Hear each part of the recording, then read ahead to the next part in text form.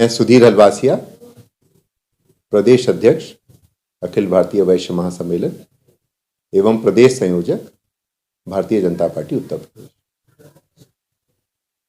अभी अभी आपने जो प्रश्न किया राम मंदिर के संबंध में, मैं समझता हूं कि सभी भारतवासी, 140 करोड़ भारतवासी बहुत उत्साहित हैं, बहुत आह्लादित हैं और ऐसा लग रहा है कि जैसे जो सपना संजोया था वो आज सच होता दिख रहा है। 500 वर्ष बाद भगवान राम की वापसी हो रही है। रामलला अपनी जन्मस्थली पे विराजमान होंगे। एक भव्य मंदिर बन के तैयार हो रहा है और देश के ही नहीं, पूरे विश्व के कोने कोने से लोग आ रहे हैं। भारतवर्ष में सेलिब्रेशन उत्सव के रूप में हो रहा है और मॉरिशस में भी छुट्टी हो रही है, न्यूयॉर्क में भी कार्यक्रम की तैयारियां हो रही हैं। विश्व के कोने कोने में बहुत प्रसन्नता के साथ, बहुत उत्साह के साथ और बहुत स्वागत के साथ लोग इस दिन का इंतजार कर रहे हैं। हम लोग भाग्यशाली हैं, हम अवध में रहते हैं।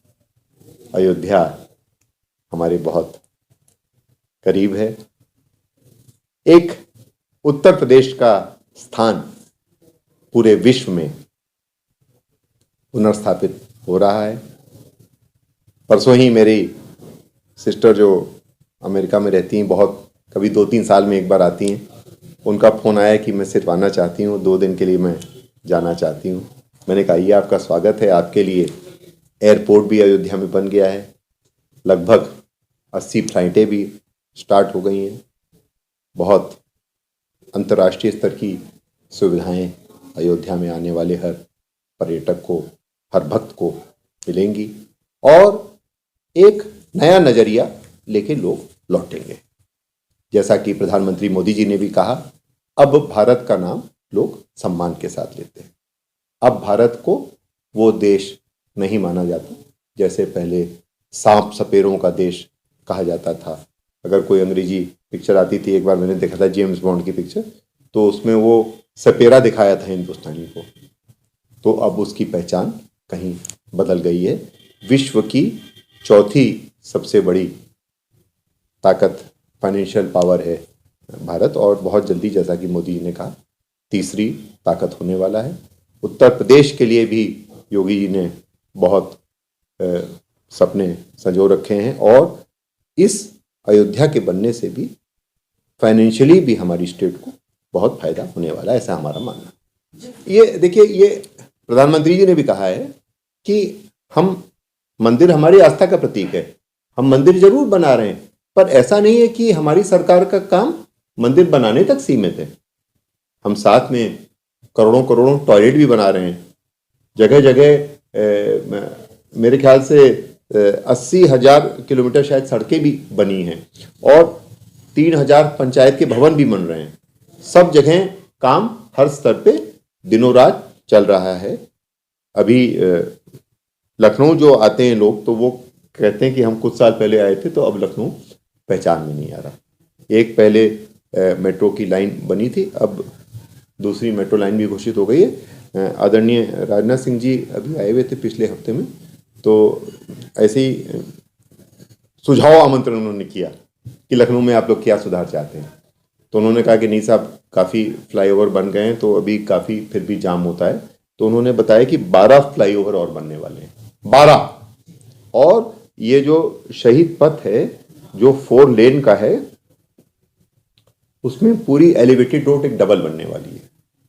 तो जैसे ट्रैफिक बढ़ती दिख रही है, पर्यटक की संख्या बढ़ती दिख रही है, इंडस्ट्रियल एक्टिविटी बढ़ रही है, फ्लाइटें बढ़ रही हैं, होटल भी बढ़ रहे हैं, तो गाड़ियों की संख्या मल्टीप्लाई हो रही है, तो सड़क वाले इंफ्रास्ट्रक्चर पे भी सरकार का ध्यान है।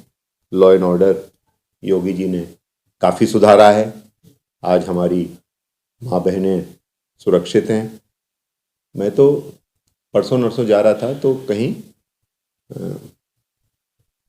सर्दी के टाइम में रात में अंधेरा कोहरा, तो हमने देखा था कि वो कई लड़कियां मज़े से घूम रही थी अपना आपस में बातें करते हुए निश्चिंत होके। तो मुझे बड़ा संतोष हुआ कि अब हमारे जो यूपी बिहार पहले बदनाम माना जाता था कानून व्यवस्था के लिए, तो अब अगर वहाँ पे लड़कियां आपस में फ्री होके लेट आवर्स में भी घूम रही हैं, आपस में इंजॉय कर रही हैं, तो इसका मतलब ये एक सेफ जोन में हमारा प्रदेश आ सकता है। यहाँ पे रहने वाले एक सामान्य नागरिक के नाते मैं समझता हूँ कि हम सबके लिए अत्यंत प्रसन्नता और गौरव का विषय है। और आज भगवान राम के आगमन पे सब भक्तों का विश्वास पुनर्स्थापित हो रहा है, और मुझे लगता है कि आने वाले दिनों में भगवान राम के पूर्ण आशीर्वाद से ये देश और खासतौर पे ये प्रदेश उन्नति की राह पे सरपट बढ़ेगा।